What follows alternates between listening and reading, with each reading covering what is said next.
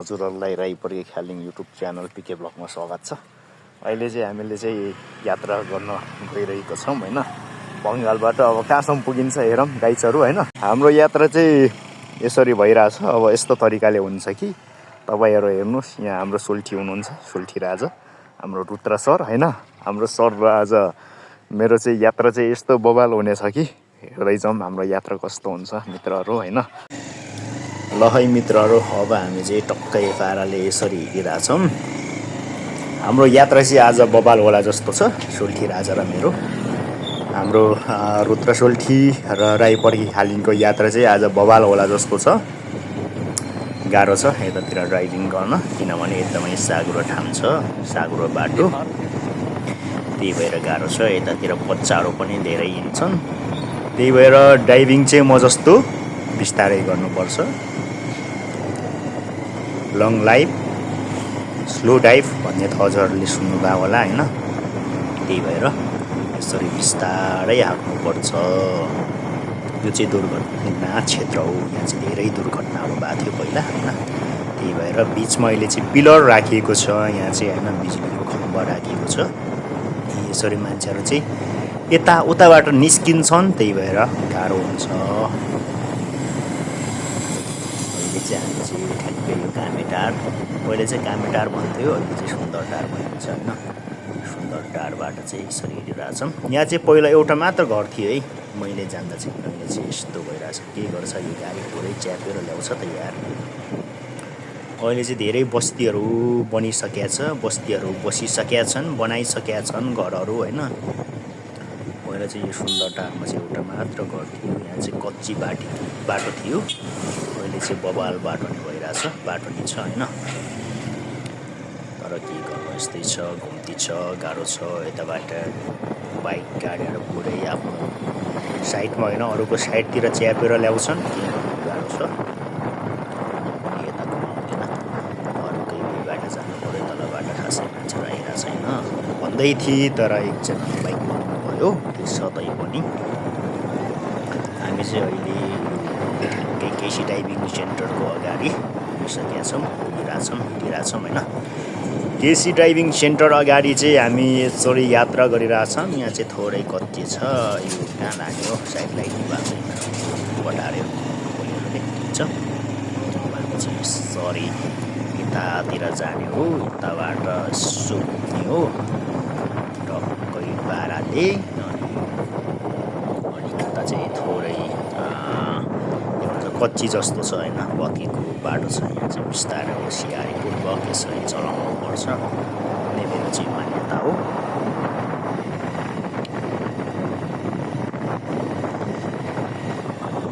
यस्तै छ जिन्दगानी, ठिक छ यात्रा गर्नुपर्छ।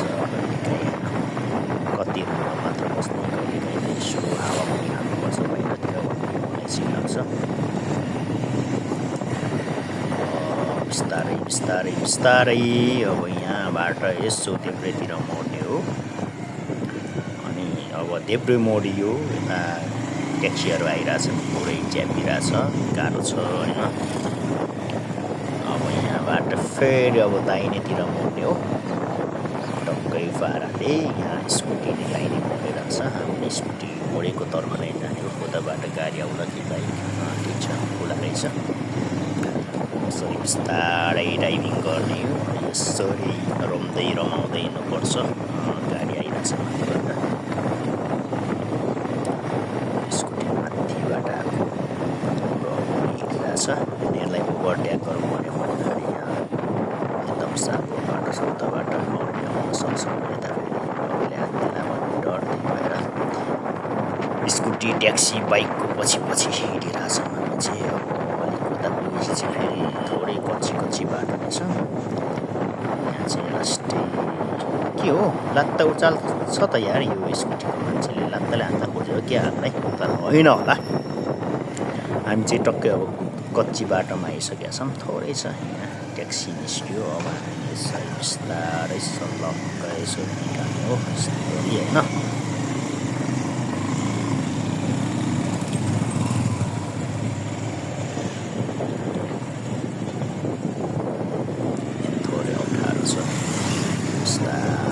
ओभरटेकको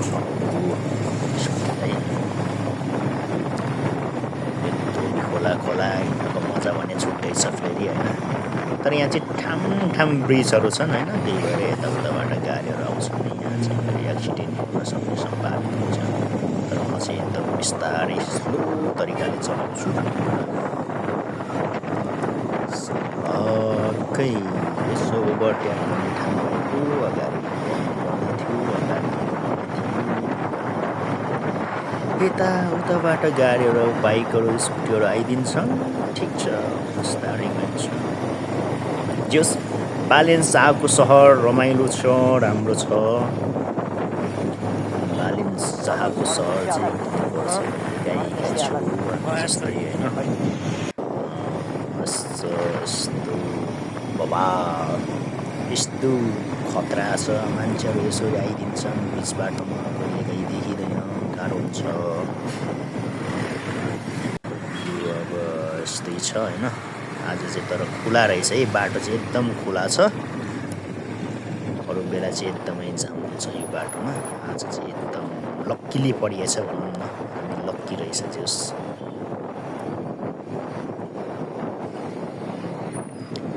के गर्छ स्कुटी यार, पुरै हामीलाई हान्न खोज्छ त यार। गाडीहरू चाहिँ यस्तो साँघुरो बाटोमा पार्किङ चाहिँ नगरिदियो भने यार, साह्रै पार्किङ गरिदिने। फेरि रोडको बिचमा मङ्गल पनि के जोडले राख्या हो यार। मङ्गल पनि, यो मङ्गलमा फेरि बाइक यस्तो उब्रिन्छ कि मासाला यार।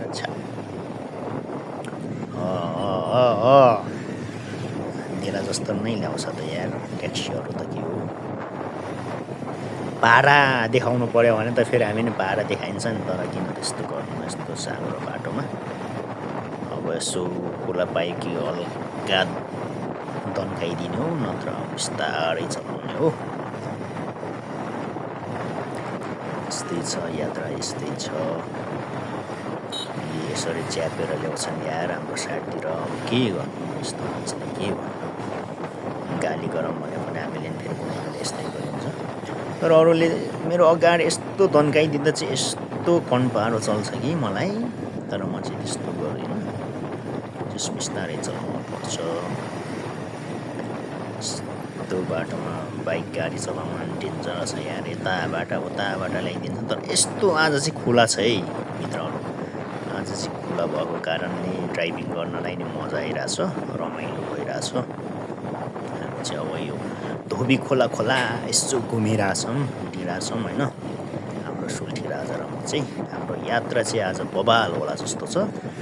सुल्ठी र मैले चाहिँ अब आज चाहिँ मजासाथ बालेन्साको सहर चाहिँ घुमिरहेछौँ। ड्राइभिङ गर्नलाई चाहिँ मजा भइरहेछ, किनभने खुला छ। यो खुला ठाउँमा ड्राइभिङ गर्न चाहिँ मजा हुन्छ।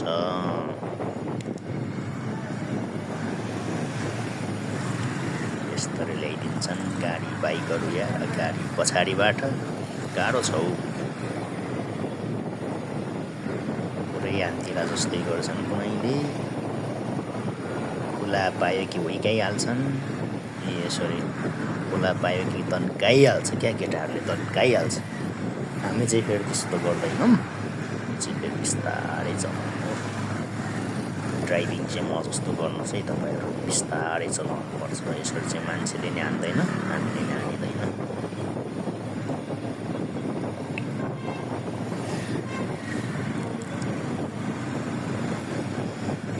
ट्याङ्करले फेरि पुरै बाटै ब्लक बनाइरहेछ यार, ब्लक गरिरहेछ, पुरै बाटो छेकिरहेछ।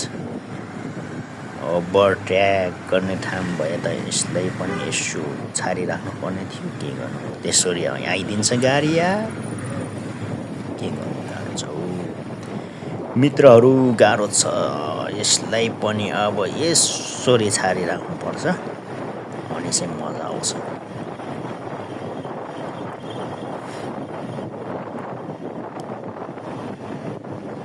ठिक छ। आजको यात्रा चाहिँ रमाइलो भइरहेछ, किनभने खुला रोडमा घुम्न पायो चाहिँ खुसी लागिरहेछ। यहाँ चाहिँ अब ट्याक्सीहरू गइरहेछ यहाँ त फेरि बाइक अड्क्यो भने तनाव हुन्छ हो कालो छ है बिस्तारै चलाइदिन्छ फेरि यो ठाउँमा ठिक छ खुला भएको कारणले त्यस्तो समस्या चाहिँ परेन बाइकले मजासँग पिकअप पायो है त्यस्तो तन्काउनु परेन जस बिस्तारै चलाउन पाइयो यस्तो आज त मौसम पनि बवाल भइरहेछ क्या मौसम पनि खुलिरहेछ अरू बेला चाहिँ धुम्मा धुम्मा हुन्छ आज चाहिँ पुरै क्लियर छ भनौँ न मौसम सलक्कै पाराले यसरी हिँडिरहेछौँ हामी चाहिँ टक्कै होइन यो ट्र्याक्टरहरू चाहिँ के यहाँ जहिले नि राख्छ यार फोहोर पनि कति हो दुर्गन्धित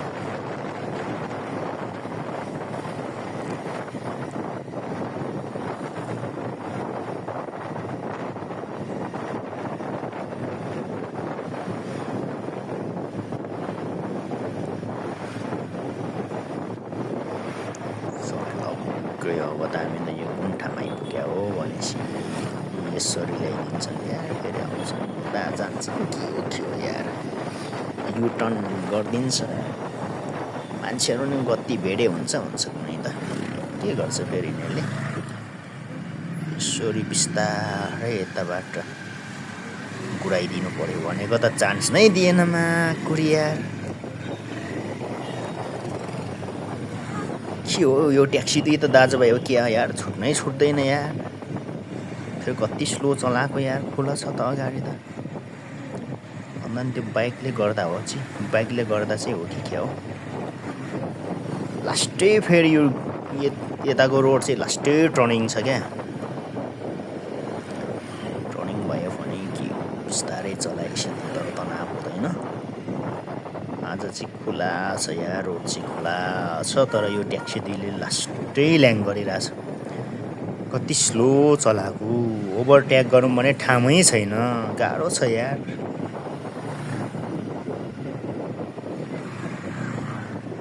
ल यार के गरे हो के हो यस्तो गयो चाहिँ ट्याक्सी दिने अलिक तन्कायो है अलिक तन्काए जस्तो छ हामी नि तन्काइदिउँ न ट्याक्सीको पछि हामी नि बाइक तन्काउनु पर्छ क्या ट्याक्सीको पछि अब ओभरटेक गर्ने ठाउँमै छैन के गर्नु अब ट्याक्सी चाहिँ उतातिर तन्काउँछन् होइन हामी चाहिँ यहाँबाट सर्लक्कै ओ राजकुमारको भाइ हो क्या हो के गर्छ झन्नै हान्डिए त यार हामी चाहिँ अब देब्रे तन्काउने यतैतिर ठ्याक्कै मान्छेहरू यस्तो बस्छन् यार क्या तर्साइदियो त्यसले आहा यार यस्तोमा ट्याक्सी ल्याइदिन्छ यार यो बाटोमा चाहिँ ट्याक्सी चाहिँ नल्याइदियो भने नि यस्तो सानो बाटोमा बाइक त ठिकै हो यार ट्याक्सी त अनि बाइक नै दुईवटा बाइक साइटिङ गर्न गाह्रो हुन्छ यार ट्याक्सी चलाइदिन्छ यो बाटोमा